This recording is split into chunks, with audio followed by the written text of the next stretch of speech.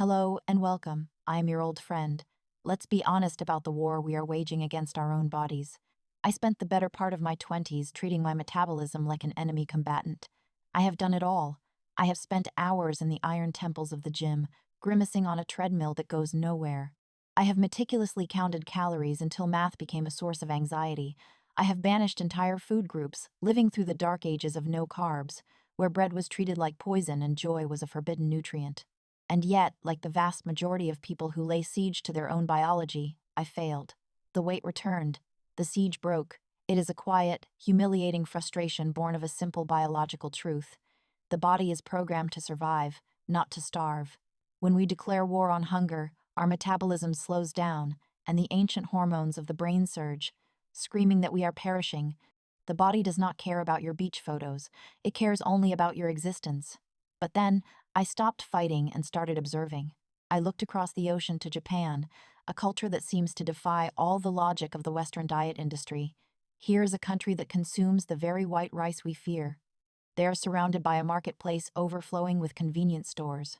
They love beer and fried pork cutlets, yet they possess a longevity that the rest of the world envies, and a physical lightness that is the norm, not the exception. What is their secret? It isn't written in their DNA. It isn't because they have better willpower than us. In fact, their dedication to structured exercise, the gym, the spin class, the CrossFit box is statistically lower than ours. So I asked myself, what if the cycle of loss and gain could be broken not by fighting harder, but by living with greater wisdom?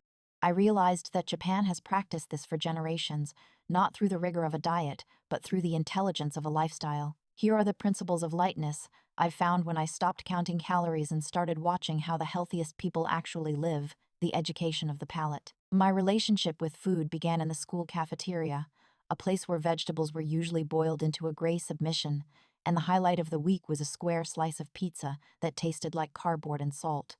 In the West, the midday meal for a child is often a transaction of profit processed, beige. But in Japan, the meal is an education. I remember watching a documentary about Japanese school lunches, or kyushoku, and feeling a pang of jealousy. These kids weren't eating chicken nuggets. They were serving each other locally grown vegetables, fresh fish, and fermented soup. They were learning the source of nourishment. When you are raised on the flavors of nature rather than the hyperpalatable sweetness of a laboratory, the craving for the artificial never truly takes root. The lesson here is simple. To retrain the adult palate, we must return to the source. This return is guided by a beautiful Japanese concept known as Shun. Shun refers to the exact 10-day period when a vegetable or fish is at its absolute peak flavor and nutritional density. I used to be the guy buying strawberries in December and tomatoes in January. I was eating out of time, consuming produce that had been gassed, frozen, and shipped across oceans. It looked like food, but the spirit was gone.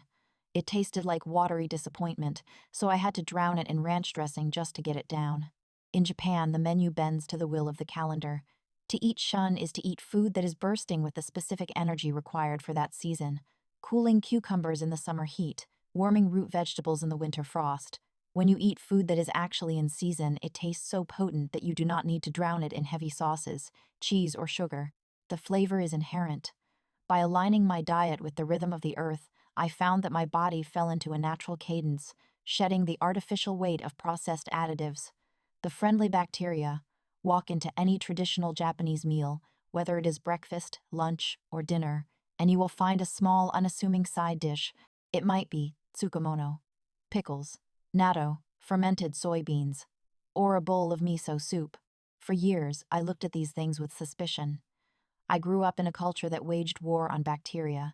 We bleached our counters, we sanitized our hands, we wanted everything sterile, but the Japanese embraced the microscopic world. These aren't just garnishes, they are living foods, teeming with probiotics.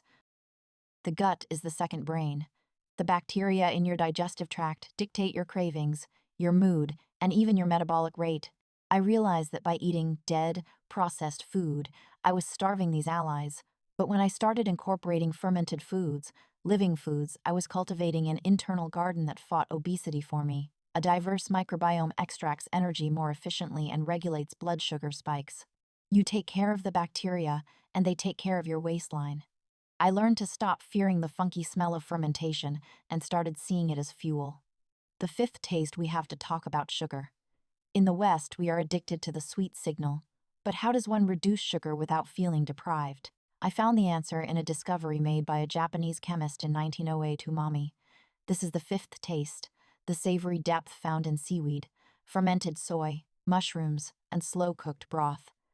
While Western fast food relies on the cheap, frantic dynamo hits of sugar and fat, Japanese cuisine relies on the deep, slow satisfaction of umami. Biologically, umami signals to the brain that protein is present. Because protein is essential for survival, the brain rewards you with a profound sense of fullness when it detects this flavor. I used to finish a meal of burger and fries and still hunt for a cookie. Why? Because I was chemically confused, but a bowl of miso soup or a broth-based noodle dish hits this receptor hard. The result: you feel emotionally and physically satisfied with fewer calories.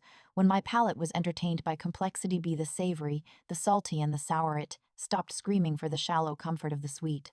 We need to upgrade the data we feed it. The Invisible Gymnasium. I have a confession. I have donated thousands of dollars to gyms I never visited.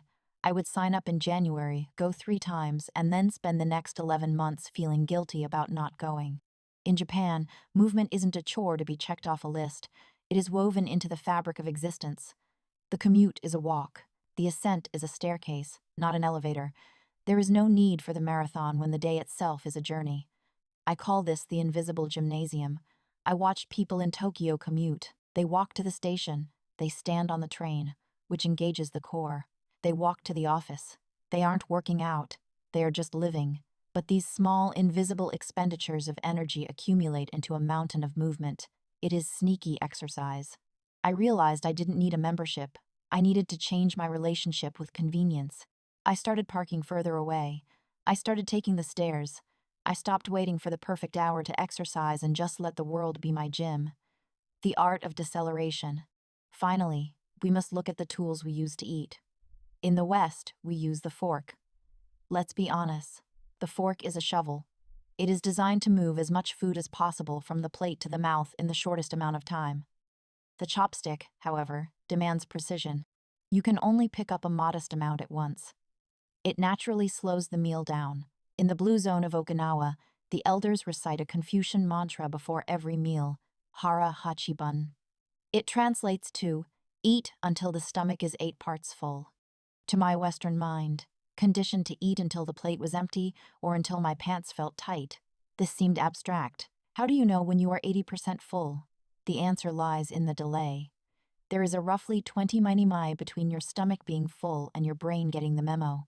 By the time you feel 100% full, you have actually eaten 120%. You overshot the mark 20 minutes ago. By using chopsticks, by serving multiple small dishes rather than one giant trough of food, and by focusing on the quality of the ingredients, the Japanese meal slows you down. It gives the brain time to catch up to the stomach. Conclusion. So, what did I learn from the observation deck? I learned that health isn't about punishment.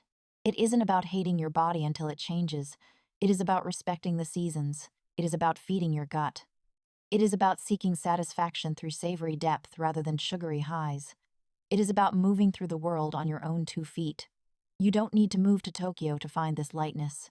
You just need to stop fighting a war against your biology and start building a peace treaty with it. See you next time.